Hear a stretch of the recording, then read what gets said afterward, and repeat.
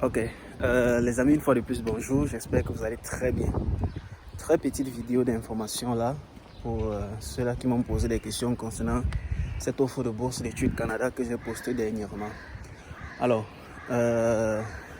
malheureusement, j'ai pas de document à côté de moi pour lire le nom de l'université, mais j'afficherai cela juste là en bas au moment du montage. Alors, c'est une université au niveau du Canada qui offre cette bourse d'études. Et avant d'en parler, une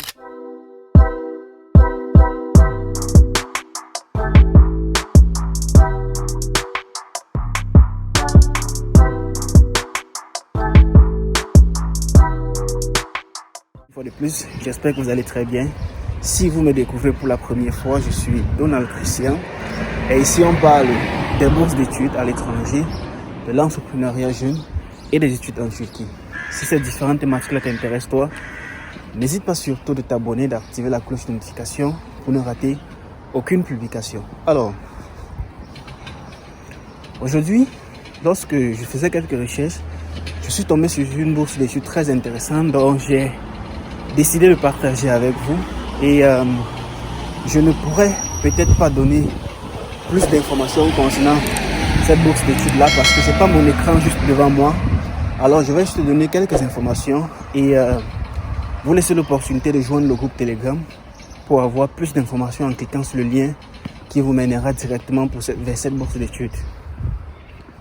Maintenant, ce qu'il faut savoir, c'est que cette université au Canada en fait offre la possibilité à vous, étudiants, d'étudier dans ces universités-là avec une réduction, soit sur vos frais de scolarité, je vais encore m'abriter ici comme d'habitude, une réduction soit sur vos frais de scolarité, soit une prise en charge de 8 mois, je pense bien, sur votre logement dans le campus.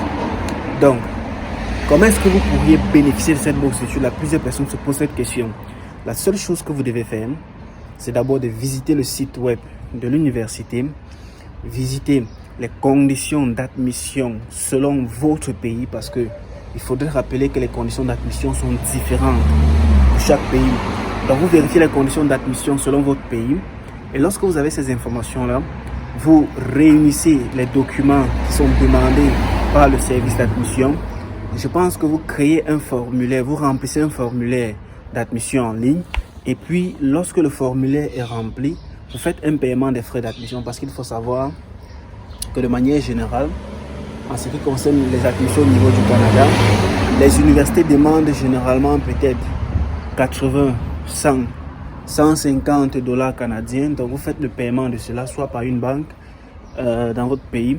Et lorsque le paiement est fait, vous prenez la compte, vous scannez cela avec votre passeport, vos relevés de notes, votre certificat de langue anglaise internationale et puis vous mettez cela dans le système.